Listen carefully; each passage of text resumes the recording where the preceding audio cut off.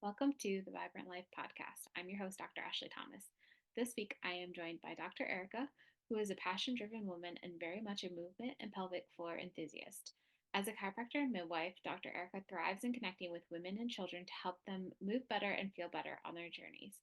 Much of her practice is focused on healing the core and pelvic floor in the prenatal and postpartum period. She teaches other professionals across the globe how to set a higher standard of care for the parenthood transition, and it is her mission to educate, empower women, and lead transformation of current postpartum protocols. Outside of her dream job, you can find her at the rink, the court, or listening to live music. She and Kyle spend much of their free time with their four beautiful boys. Her favorite way to treat herself is a solo coffee date. As a family, they enjoy top golf or anything where they can actually be at the same place at once. I will link all of her social media of where you can follow and connect with her. Enjoy. Welcome. I'm so excited to chat with you about your births and your stories and your journey on motherhood, I should say. So I hear that you have a 16, 13, 11, and 8-year-old. So you have four kiddos. You have lots of experience. Can you tell me, how your birth journey was, how your first one compared to some of the other births, and just like some brief overviews of your births? Yeah. So our oldest was born when I was 19, just turned 20. I got pregnant when I was 19. And then that was a hospital birth and kind of just unconsciously incompetent. I didn't know what I didn't know. Yeah. And I found myself though really curious after that as to kind of why things went the way they did. But really it was this yearning for something different that was ultimately just my instincts and probably motherhood instincts kicking in a little stronger. So I started to do a ton of research, but because of how that experience went, I still had fear around like, what if I really needed all of that intervention? And that intervention started in prenatal and all the way through postpartum. And our second was born in the hospital as well. He was a water birth in the hospital, unmedicated, but still medicalized based on what I know now. And then our next two boys, so they're all boys, our next two boys were born at home. One in Iowa while I was in chiropractic school, and then one here in our home in West Salem, Wisconsin now. Oh, very cool. Okay, so with the first one, well, I guess in general, with your pregnancies, was there any like prep work that you did to prepare you? Because you kind of pivoted on some of your births and how you went about it. First birth was hospital, and then Mhm. you kind of trickled down to the home birth. Was there any prep that you did for some of these births, or things that you looked at that kind of changed your mind or view of pregnancy and birth? Yeah, a couple of things. So I was introduced by I think it was one of my chiropractic professors, maybe. I can't remember exactly who told me to read the book Pushed by Jennifer Block. Okay. And that really opened my eyes to why we are where we are in the US with birth. That was after my first. And I also had a mentor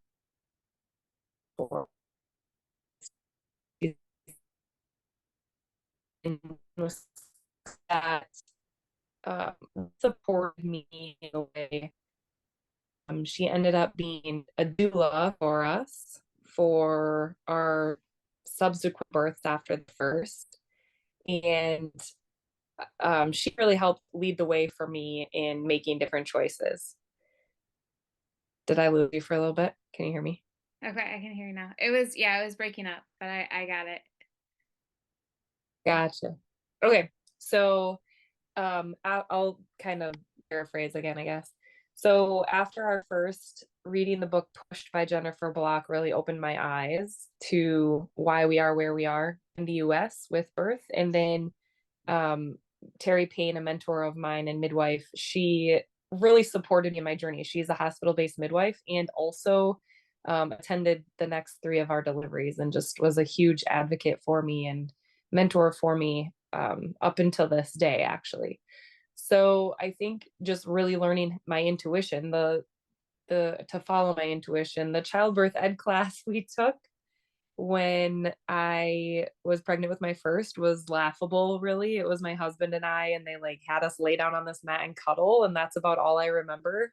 Oh gosh. Um, Not helpful. I, yeah, it was like I will tell you, not one time did we ever cuddle in labor, but, um, but yeah, I mean, and then I became a doula like 2 months after my second son was born Very because cool. I just loved the presence of a doula there so much, and so did my husband.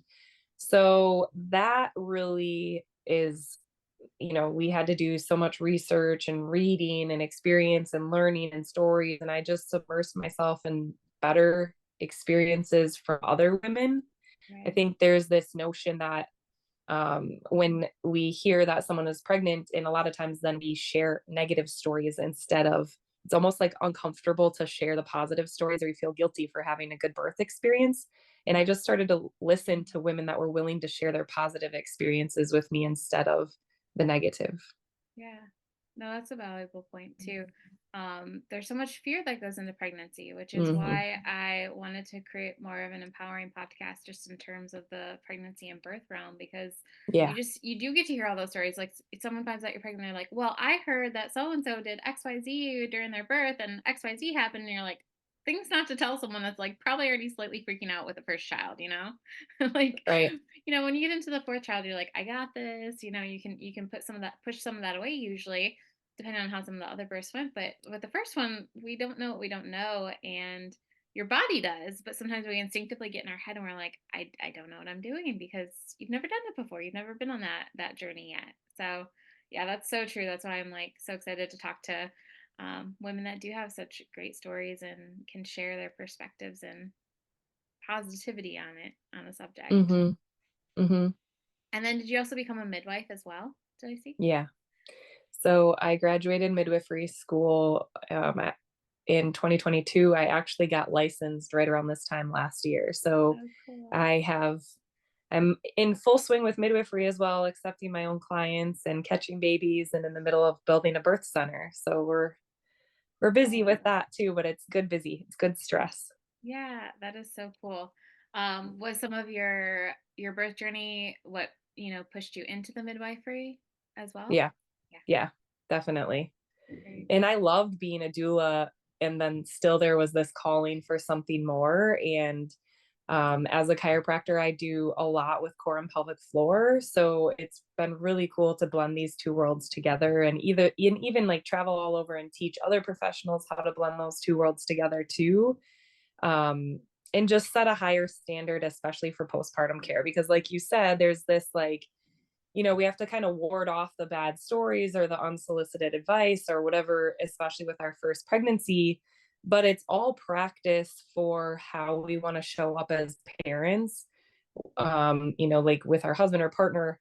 And that's the part that lasts the longest. Pregnancy and birth are so temporary, but it's all this practice for how do we want to raise our family, and how can we set a sound foundation without feeling defensive or offended by other people's opinions, and just really come back home to our own values and intuition Hmm. and make choices from there. Yeah, that's awesome. I think a lot of women have lost some of that intuition, so getting back into that is so valuable, especially during the birth process, because it's a Hmm. mental game, it seems, and yeah, you gotta trust the body and trust you and baby that everything's gonna Hmm. work out. And yeah, very cool. Um, what about if there was anything that you would do differently between some of these births or experiences that you've seen with the moms that you've helped with your doula experiences or midwife experiences? Or is there anything that you would do differently if there was to be baby number 5 for you? Hmm. That's such a Hypothetically. valid question. Hypothetically, right. Um, I really honestly don't think so, because I've learned so much from every experience, and every experience is so different. I will tell you the one thing that I think is key to focus on and really helped me be most peaceful is surrendering and being curious about what the birth is going to look like, rather than deciding this is what I'm going to do different. um Staying curious to like what's coming up internally and what's coming up for me, and like what I want to explore more, or things that, when you get these little pings, that I call what I call them, Yeah. follow them and see where it leads you, and just be curious to what your body is capable of when working with another human that you're growing on the inside. And I would say that that's one of the reasons why my second birth was actually, despite being in the hospital, really peaceful overall and empowering, because I was still curious about what my body was actually capable of and where I needed support. And I created a support system for myself through my doula and my husband, and having our kids, our boys were all at the subsequent births, and so I did that, and from a place of curiosity rather than things that I don't want, creating what I did. And so just more of that again would be my recommendation to myself and to anyone else. Yeah. Oh, I love that. That's beautifully said. Definitely. The surrender is a huge one that I've learned on the journey. But also adding in the curiosity is a great point to add for the birth process and probably motherhood too. Mm-hmm. Especially with boys, maybe. I couldn't tell Kids you in if it's general. the same with girls or not, but yeah, again, it's all practice for the long road. And like with the age of our boys now, it's easy for me to say like, oh, I miss the newborn stage, or I miss the toddlers, or whatever. And the reality is every stage has its blessings and its challenges, and it just changes. Motherhood is not easy. It's the hardest job I've ever done. And it's just like so humbling what we learn from them. And I think it's really cool that that starts in utero. And I've found, and I've heard from my patients and clients too, that their personalities typically tend to match their pregnancy and birth story. Um, and so, when I hear women saying like, oh, I just want a fast birth, it's you want one until you have one, and they're sometimes they can feel like a freight train. So just again staying curious to it. But yeah, it's just preparation for, I think, parenthood, but also life lessons for us and what we actually have control over and what we don't. And higher powers than us have a lot more control than what we as humans would like to admit, I think. Definitely. Would you share a little bit more about your births, starting with the first one? So you Yeah, said hospital, but is there any like other details that you'd like to share with some of those births? sure. So with the first, I was technically induced. And again, this was 16 years ago. So even in the hospital, things have changed a lot. I was having what I thought were intense contractions. And so I went in on my due date, or day before my due date. And he was born like 30 hours later. But Yeah. in hindsight, I was having really mild contractions and dilated to two.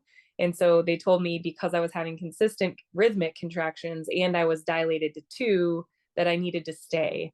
And that led to pain meds, epidural, Pitocin. Well, pain meds, Pitocin.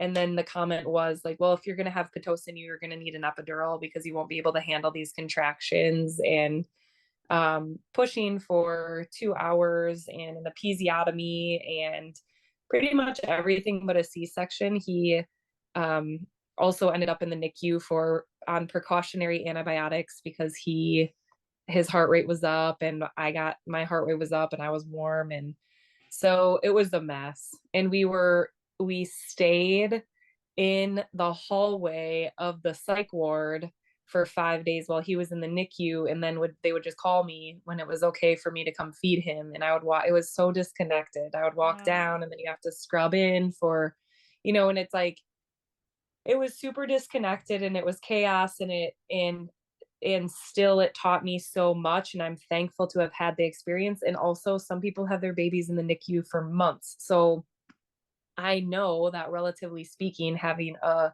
perfectly healthy 8 pound, 13-ounce baby in the NICU is not nearly as stressful as it could have been, but it really propelled me into like, okay, I don't really, I don't want that again. I don't want to be shamed for going in to feed my baby and like not wanting to wake him, and just the things that happen, that it's like, wow, we're so medicalized in so many of our systems. We think we know better than moms. And I think like chiropractors and midwives, we have to remind ourselves of that too, not just people within the hospital. Right. But yeah, it was stressful, but also beautiful for the reasons of propelling me into what I do today, honestly. So then with our second, the midwife, Terry, that I mentioned, I really wanted her to be my midwife for my birth, but our insurance at the time didn't cover it. And both my husband and I were in chiropractic school. Um, and so she offered to be my doula, and I didn't even know what that was at the time. I had no clue, and was like, sure, if it means you're going to be there, then great. And we were still living in Davenport for school, and we were on summer break, and I stayed home, meaning like back here in Wisconsin, and he went back to school, and he came back home to Wisconsin Friday night, and I went into labor Saturday, because intercourse puts me into labor. And so I'll share that with you. They always tell Since us you, in chiropractic school, what got the baby in gets the baby out. yeah. Since you asked, like, is there anything you're uncomfortable sharing? I'm like, no, I'm an open book. I'm sure my aunt would love to hear that if she was listening to this, considering we were staying in her house at the time. But yeah, I was just like, so, I mean, I like went to sleep and woke up with this huge contraction that it was like, okay, this is different. But it was really cool in hindsight to see like how my body did that from start to finish on its own. So it was like an hour and some drive to the hospital, and it was so different and so much more intense. So I think sometimes when I say that, people are like, why would you? It was in so much more intense, but it was so much easier because with an epidural, I had no clue how to push, where to push. They're trying to help me with that, but it's like if someone completely numbs your hand and then tells you to try to use it. It's just like you're so disconnected from it. And with our second, I was in the water, which helped immensely for me. I had like that provides me so much relief. So, but yeah, I felt absolutely everything, and it was super intense, but also it was really rewarding. And we had our oldest there at the birth, and he was 3. He was like 2 weeks away from being 3.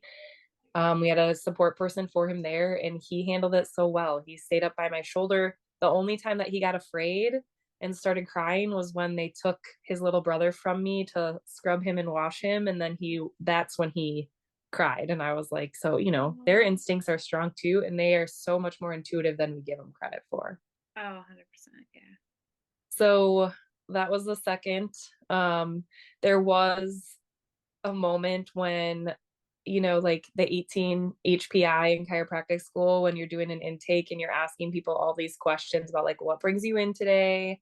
Is it better? Is it work? All this stuff. So the midwife that I had, I actually didn't care for at all, but that's who was on call. And so it's like, well, here we go. I have my doula. This will be fine. She asked if the residents could come in, and I was like, absolutely. Everybody needs to learn. I'm all for it.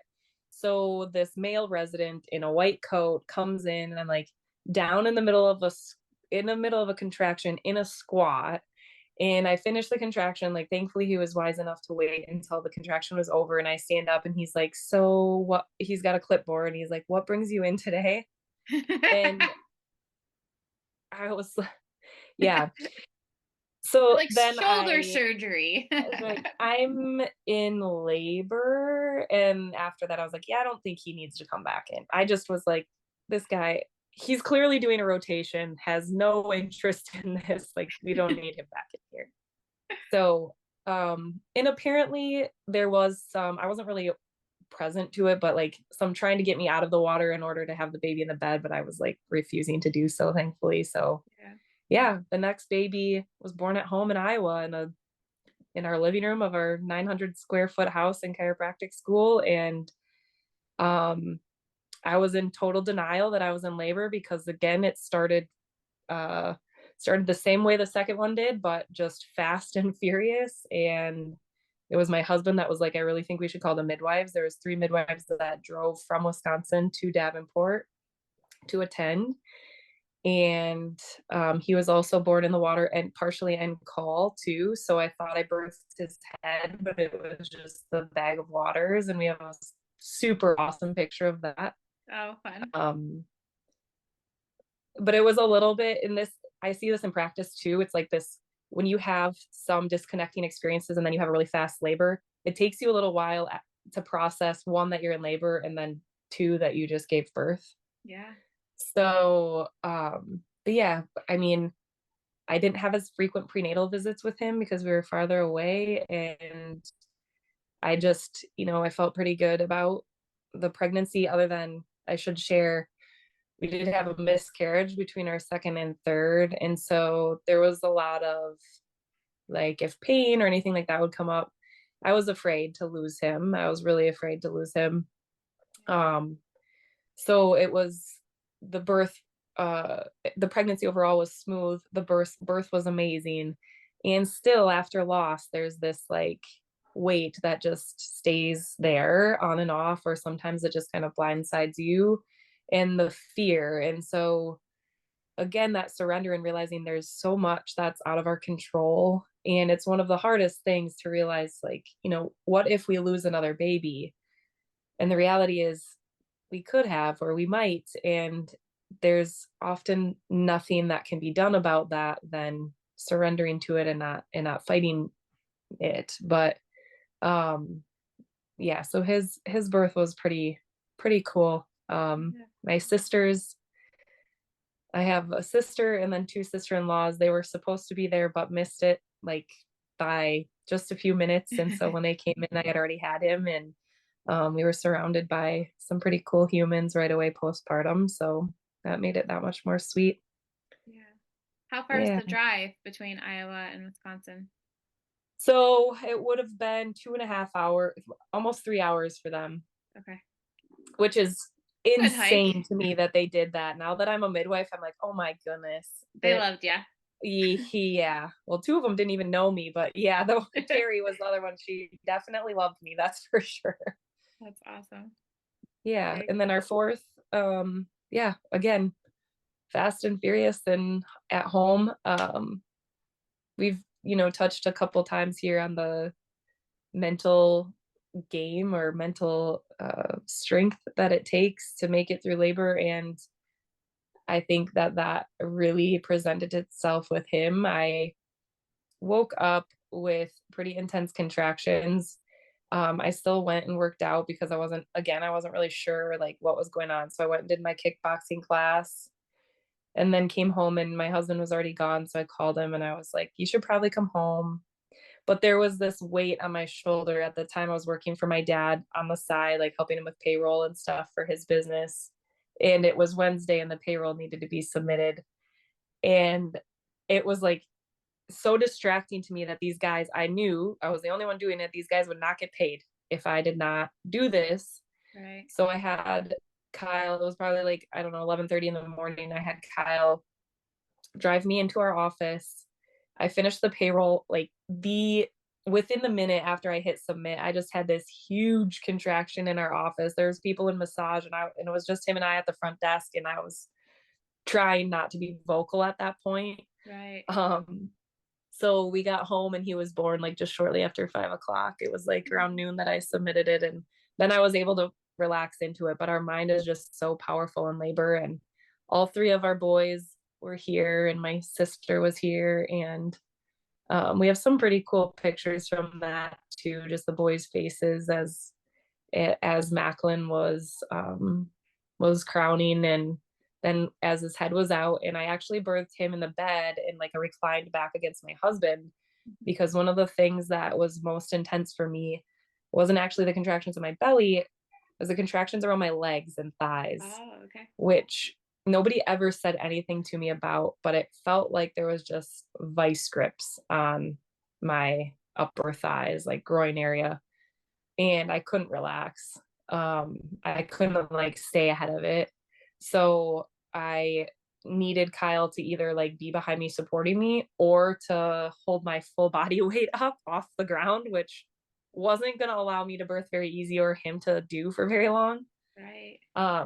So yeah, it's just like, we get in these different mindsets too about what position you should give birth in and whatnot. And ultimately, it's again surrendering to where you need to be in order for the baby to come out and maneuver its way through your pelvis based on its head shape. And I would have had a water birth with him, but we had a really shitty plumber at the time, no pun Oh no. intended, and he, or well guy, I guess.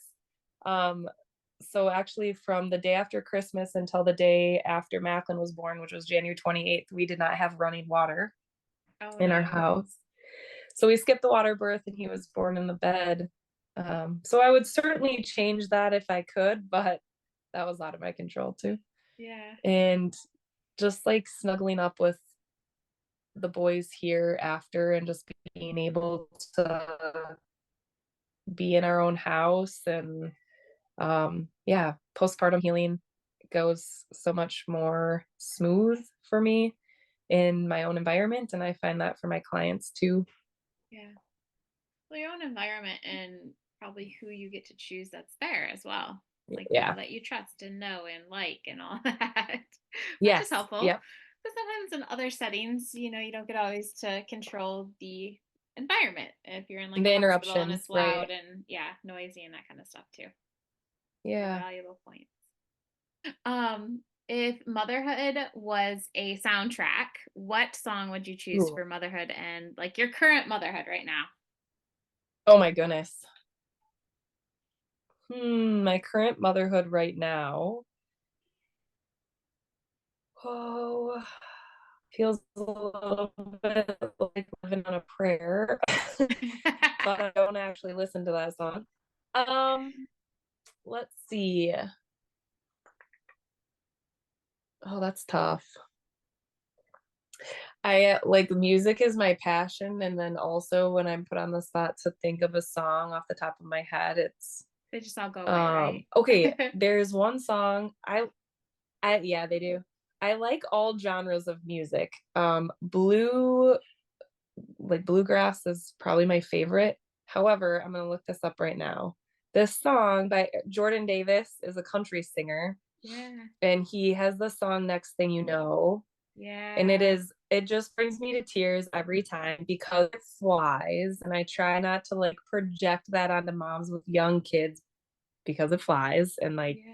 being in it. But at this stage in motherhood, you just realize, yeah, you realize how quick it goes. I get choked up even talking about it. And it's like sometimes harder to remember the younger moments with them. Yeah.